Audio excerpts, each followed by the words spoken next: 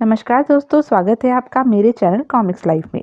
शुरू करते हैं मनोज कॉमिक्स की एक और मज़ेदार कॉमिक्स, मौत की बस्ती। मौत की बस्ती, लेखक विजय कुमार वत्स, चित्रांकन भालचंद्र मांडके। बहुत समय पहले की बात है।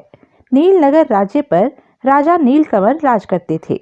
उनके राज्य की सेना बहुत सुगठित और विशाल थी, इसलिए आसपास का कोई भी राजा उनकी सेना से टकराने का दुस्साहस नहीं करता था। एक दिन महाराज को मल्लनगर के दूत का सादर प्रणाम। कहो दूत, कैसे आना हुआ? महाराज, हमारे महाराज ने आपके नाम एक पत्र भेजा है और हाथ की हाथ उस पत्र का उत्तर लाने को कहा है। लाओ, वह पत्र हमें दो। दूत ने आगे बढ़कर वह पत्र राजा नीलकमल को दे दिया। राजा नीलकमल पत्र खोलकर पढ़ने लगे।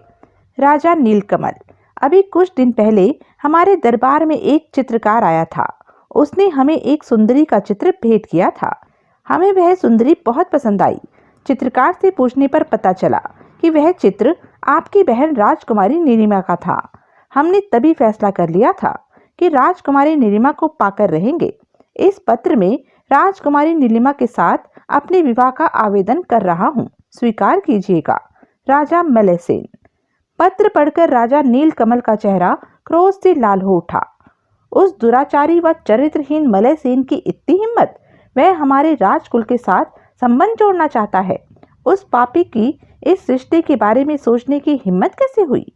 उन्होंने आवेश में कांपते हुए राजा मलयसेन के दूत से कहा, दूत, अपने राजा से कहना कि वह राजकुमारी नीलिमा का ख्याल अपने दिल से निकाल दे।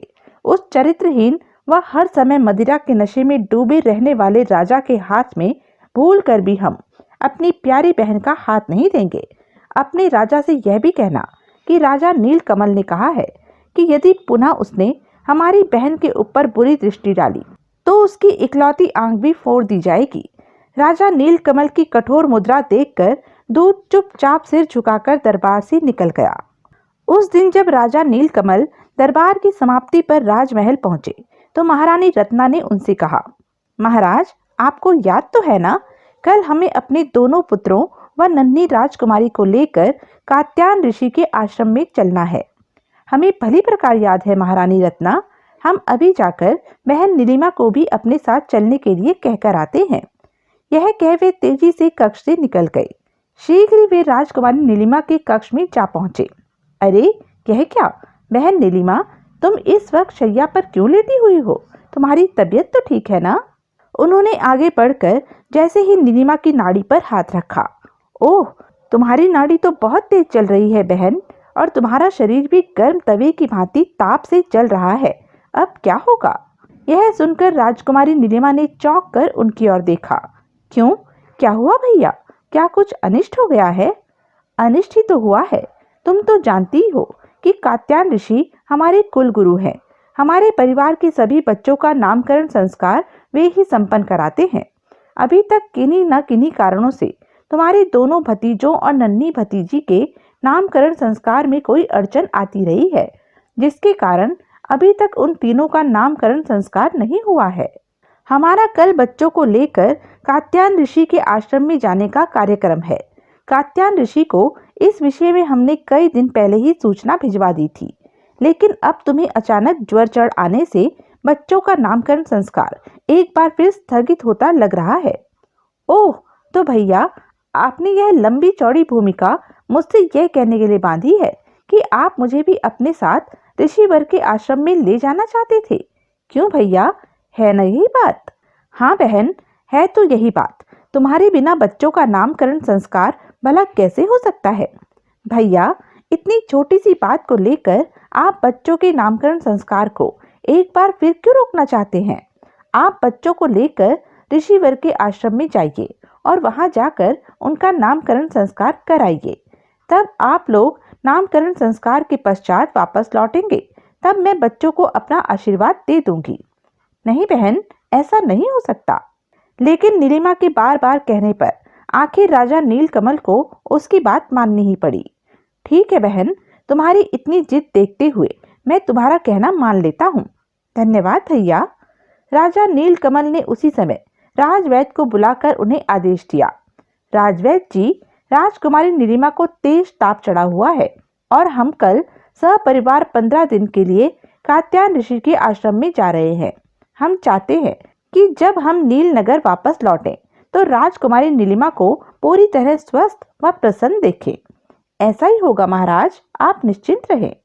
तब 15 दिन के लिए राजकाज प्रधानमंत्री नकुल देव को सौंप राजा नीलकमल अपने परिवार के साथ रथ में बैठ अगले दिन कात्यायन ऋषि के आश्रम की ओर चल दिए।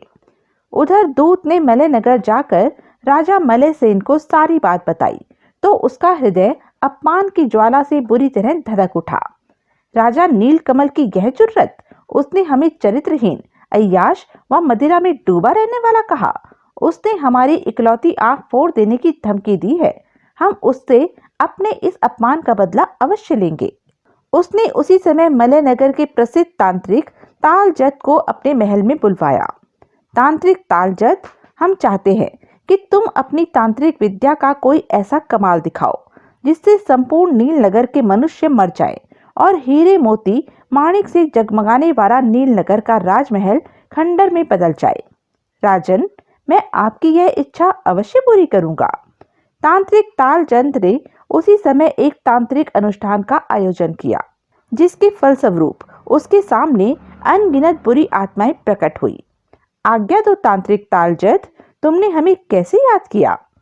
तुम्हें इसी समय जाकर नीलनगर राज्य के ऊपर तेजाब की ऐसी बारिश करनी है जिससे नीलनगर के तमाम निवासी जलकर मर जाएं और नीलनगर का राजमहल खंडर में बदल जाए।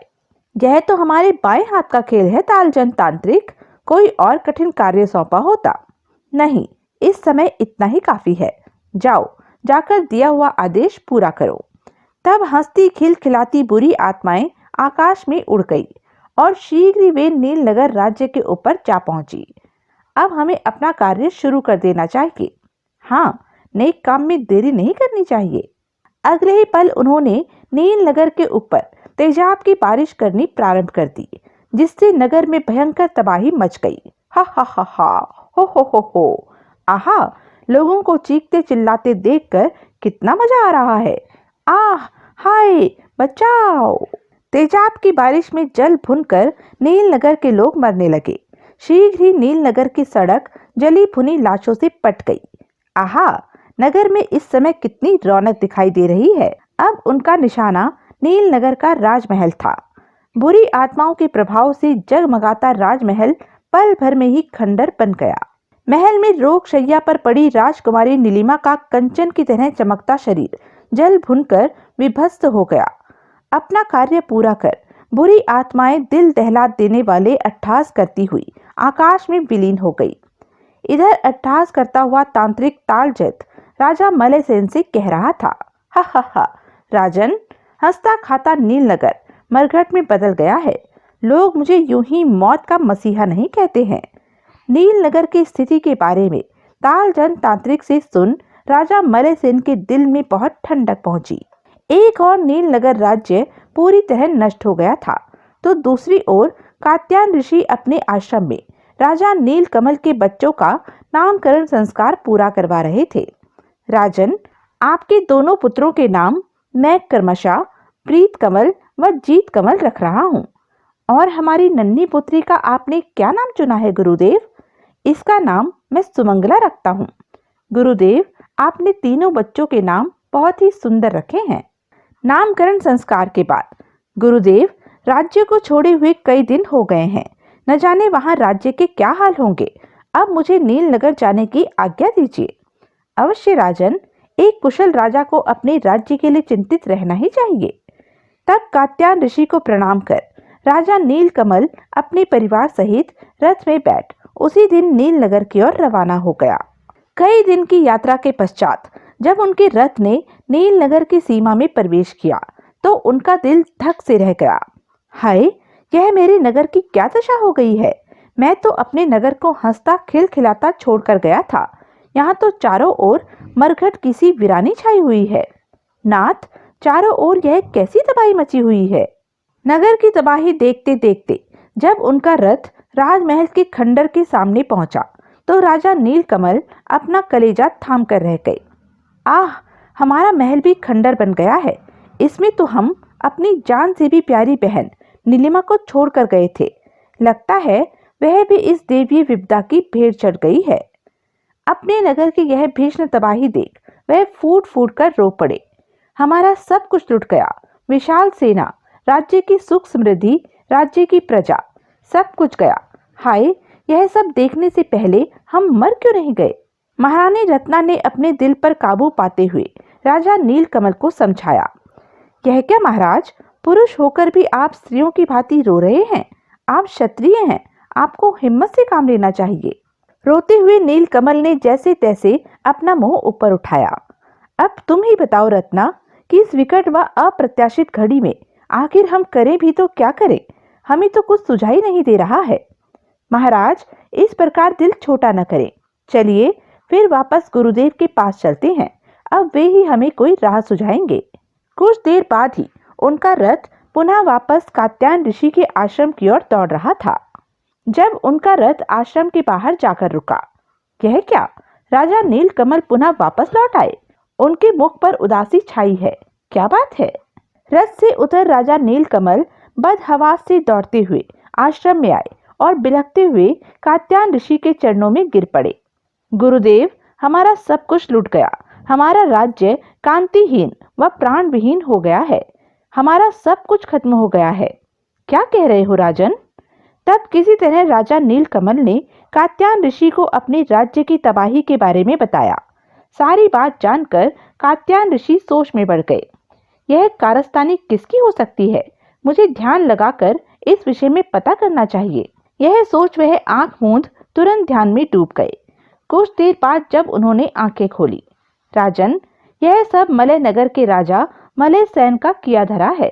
मलय नगर के प्रसिद्ध तांत्रिक तालजत के द्वारा उसने नील नगर को तबाह करवाया है।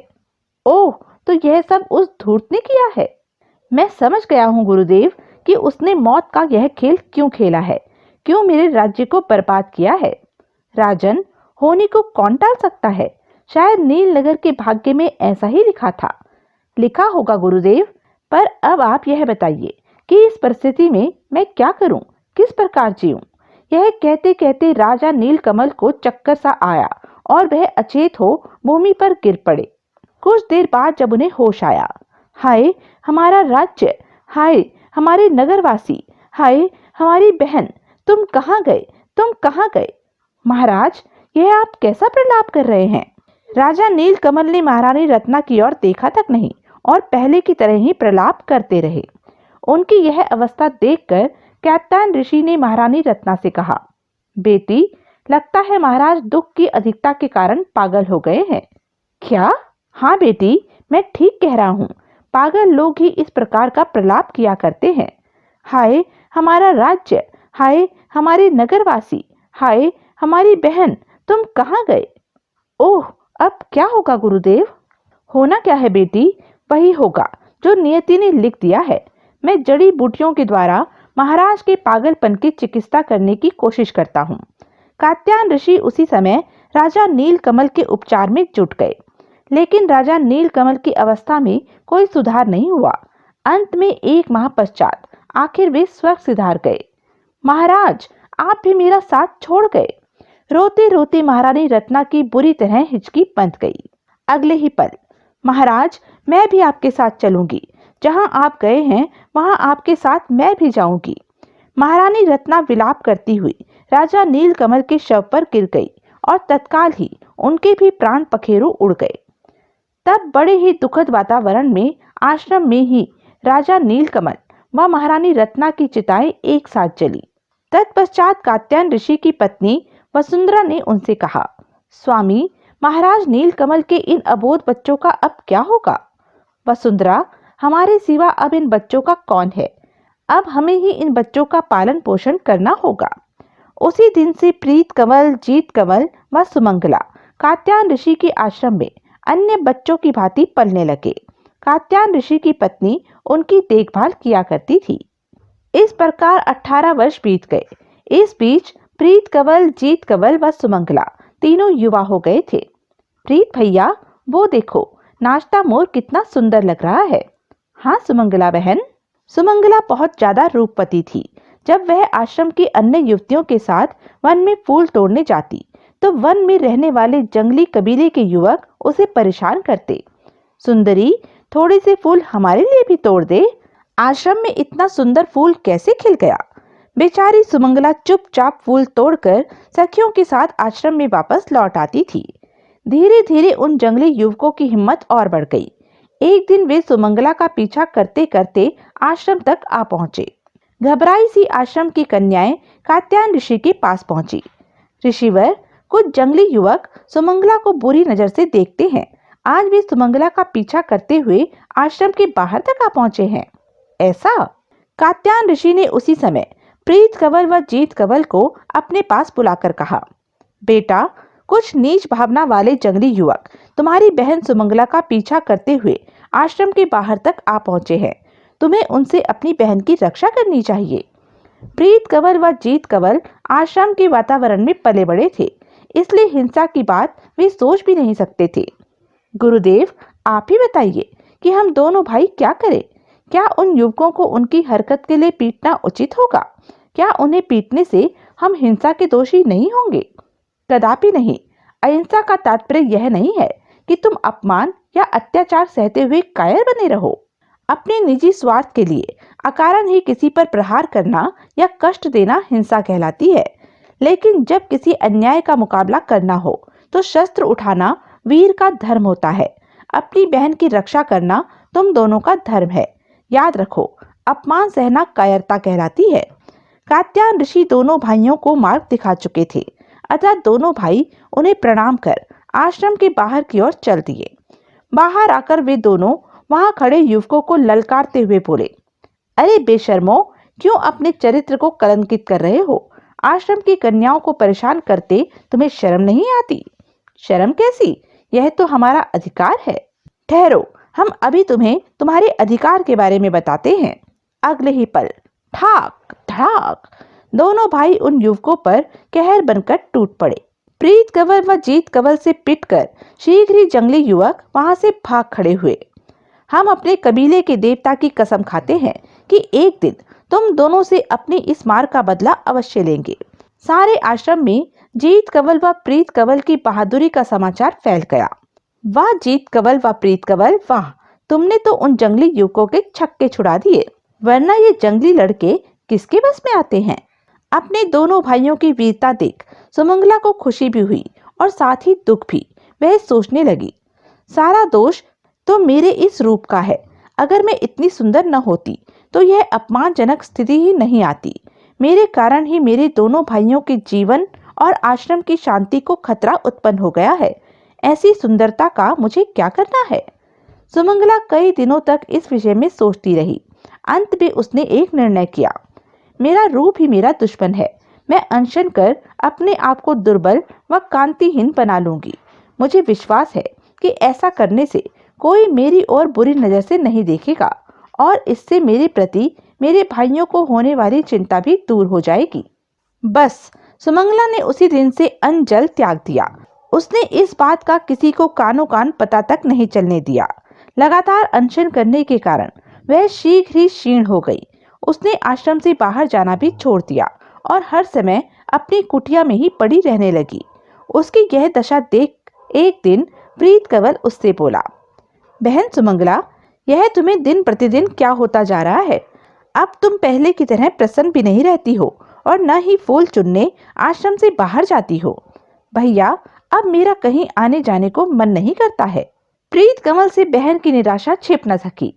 जरूर हमारी बहन को कोई दुख है, हमें इसका वह दुख दूर करना चाहिए। यह सोच वह उससे बोला, बहन सुमंगला, हम तुम्हें इस प्रकार घुट घुट कर नहीं मरने देंगे। उठो, आज तुम्हें हमारे साथ फूल तोड़ने के लिए वन में चलना ही होगा। नहीं भैया, इस कार्य में अब मेरी तनिक भी रुचि नहीं रही है।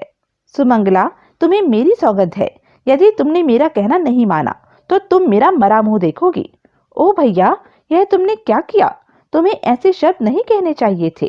तब अपने दोनों भाइयों का दिल रखने के लिए सुमंगला जैसे तैसे उठी और फूल तोड़ने के लिए उनके साथ वन की ओर चल दी। बातें करते करते वे तीनों आश्रम से काफी दूर निकल आए थे। कई दिन तक निराहार रहने के कारण सुमंगला से तनिक भी नहीं चला जा रहा था, पर वह किसी तरह हिम्मत करके अपने भाइयों के साथ चलती ही जा रही थी। तभी सहसा उसे चक्कर सा आ गया। सुमंगला, सुमंगला बहन, क्या हुआ? आह! फिर इससे पहले कि प्रीत कंवल व जीत कंवल आगे बढ़कर सुमंगला को संभाल पाते, वह अचेत हो भूमि पर गिर पड़ी। दोनों भाइयों ने जब बहन की यह अवस्था देखी तो वे बुरी तरह घबरा गए। यह सुमंगला को क्या हो गया है? बहुत प्रयास करने पर भी सुमंगला होश में नहीं आई। जीत कंवल, लगता है हमारी बहन स्वर्ग सिधार गई है। हाँ भैया, लगता है सुमंगला हमें अकेला छोड़ गई है। जीत कंवल फूट फूट कर रो पड़ा। दुखी प्रीत कंवल जीत कंवल से बोला, जीत कंवल, अब हम क्या करें? सुमंगला का अंतिम संस्कार कैसे करें? हमारे पास तो कुछ भी नहीं है। भैया, सुमंगला के शव को वापस आश्रम में तो ले जाना बेकार है, क्योंकि वहां से पुनः सुमंगला के शव को जलाने के लिए यहीं नदी तट पर लाना होगा। इसलिए सुमंगला के शव को यहीं नदी तट पर रखकर गुरुदेव के पास चलते हैं। वे जैसा आदेश देंगे हम वैसा ही करेंगे। हाँ, यह ठीक रहेगा। सुमंगला के शव को नदी किनारे रख वे दोनों उसी समय आश्रम की ओर चल दिए। उनके जाने की कुछ ही देर बाद सुमंगला को होश आ गया। ओह, मैं नदी तट पर क्यों लेटी हुई हूँ? मेरे दोनों भाई कहाँ गए? तो यह थी अब तक की कहानी। आगे की कहानी जानने के लिए बने रहें मेरे साथ। और हाँ, मेरे चैनल को लाइक, शेयर और सब्सक्राइब करना ना भूलें। और कमेंट करके ज़रूर बताएं कि यह वीडियो आपको कैसा लगा। धन्यवाद।